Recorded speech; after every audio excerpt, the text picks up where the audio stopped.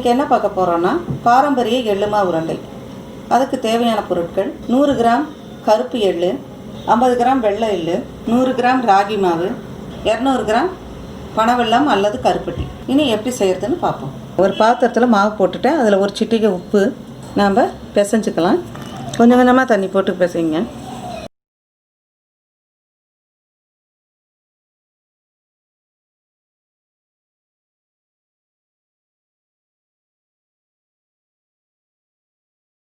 இந்த அளவு மாவுக்கு 1/2 கப்பு தண்ணி தான் பிடிச்சிருக்கு. கையில் தட்டுற பதத்தில் மாவை பிசைஞ்சுக்குங்க. பிசைஞ்சு வச்சுருக்க மாவை ஒரு 3 உருண்டையை நான் பிடிச்சிக்கிறேன். சுத்தமான பிளாஸ்டிக் கவர் எடுத்துக்கோங்க. நெய் போட்டுட்டு கை தொடச்சிட்டு எண்ணெய் தடவி வச்சுருக்கேன் இல்லையா, அதில் இப்படி வச்சுக்கோங்க. வச்சுட்டு இப்படியே தட்டுங்க. ஓரளவுக்கு தடிப்பமாக தட்டிக்கிங்க, அப்போ தான் எடுத்து போட முடியும். கல் காஞ்சிச்சு, ஸ்வீட்டு தான் செய்ய போகிறோம், அதனால் நெய் தான் யூஸ் பண்ணணும். ரொம்ப மெலிசாக தட்டினீங்கன்னா எடுத்து போடும்போது பிஞ்சிரும். மீடியம் டு லோ அந்த ஃப்ளேமில் வச்சுக்கோங்க.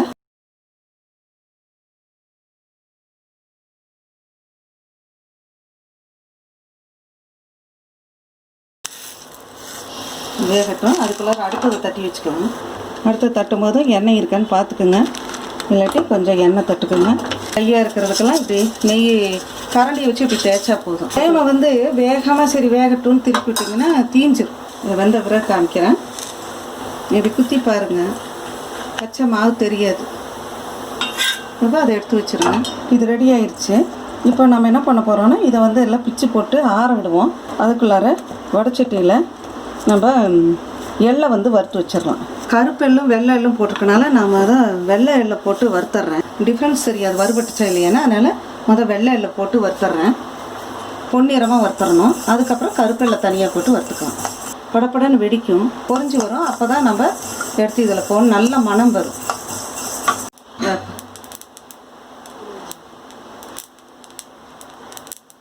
பொறிஞ்சு இதை வறுத்துட்டேன். நீ அதே கடாயில் கருப்பெல்லையும் போட்டேன். நான் கருப்பெல்லு வித்தியாசம் தெரியாது, அதுக்காக கைவிடாமல் இருக்கணும். 1 or 2 மினிட்ஸில் பொரிய ஆரம்பிச்சிடும். அதனால் பக்கத்துலேயே நின்று செய்யும்.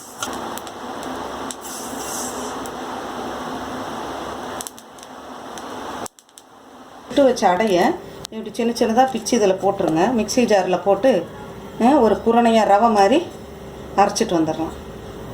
தண்ணி விடாதீங்க. இந்த மாதிரி குரணையாக, அதாவது ரவை மாதிரி அரைச்சிட்டோம். இதை நீங்கள் வாயில் போட்டு பாருங்கள், வெந்திருக்கு. சப்போஸ் உங்களுக்கு வேகாத மாதிரி தெரிஞ்சால் கடாயில் போட்டு ஒரு 2 நிமிஷம் ட்ரை ரோஸ்ட் பண்ணி எடுத்து வச்சுக்கோங்க. வறுத்து வச்ச எள்ளை மிக்சியில் போட்டு அடிக்க போகிறோம். பாருங்கள், எள்ளை அடிச்சிட்டு வந்துட்டேன். இப்போ இந்த எள்ளோட பனை வெல்லத்தை போட போகிறேன். இந்த மாதிரி இருக்கணும் பனை வெல்லம் உடச்சி. இதையும் மிக்சியில் போட்டுட்டு கொண்டு காமிக்கிறேன். பனை வெல்லம் எள்ளு எல்லாம் போட்டு அடித்தாச்சு. ராகி அடையை பிடிச்சி வச்சோம் இல்லையா, அதையும் அந்த எள்ளு பனை வெல்லம் அதோடு சேர்த்து அடிச்சிட்டு உருண்டை பிடிக்க வேண்டியதுதான். முடிஞ்சது வேலை. அடித்து எல்லாம் எடுத்துகிட்டு வந்துட்டு இப்போ பாருங்கள், இதெல்லாம் ஒரு தடவை ஒரு கலக்கிடுங்க. உருண்டை பிடிச்சிடலாம். எள்ளுலேருந்து தான் நல்லெண்ணெய் எடுக்கிறோம். அதனால உங்களுக்கு அந்த எள்ளினுடைய இதே உங்களுக்கு எண்ணெய் எவ்வளோ மினுமினுப்பாக இருக்குது பாருங்கள். நெய் எதுவுமே சேர்த்தலை, அந்த நம்ம ரொட்டிக்கு ஊற்றுனது தான்.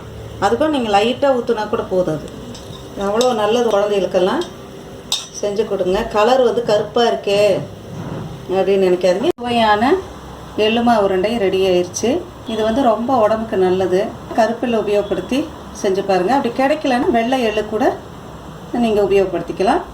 பனை வெல்லத்துக்கு பதிலாக வெல்லமும் நீங்கள் உபயோகப்படுத்திக்கலாம். இந்த ரெசிபியை ட்ரை பண்ணி பார்த்துட்டு உங்களுடைய கமெண்ட்ஸை எங்களுக்கு போடுங்க. உங்களுடைய ஃபேமிலி ஃப்ரெண்ட்ஸுக்கு ஷேர் பண்ணுங்கள். குந்தவி குக்ஸ் சேனலை சப்ஸ்கிரைப் பண்ணி வச்சுக்கோங்க. கூடவே பெல் ஐக்கானை கிளிக் பண்ணிடுங்க. அப்போ தான் உங்களுக்கு நாங்கள் போடுற ரெசிபியினுடைய நோட்டிஃபிகேஷன்ஸ் தொடர்ந்து வந்துக்கிட்டே இருக்கும். மீண்டும் ஒரு புதிய ரெசிபியுடன் உங்களை சந்திக்கிறேன்.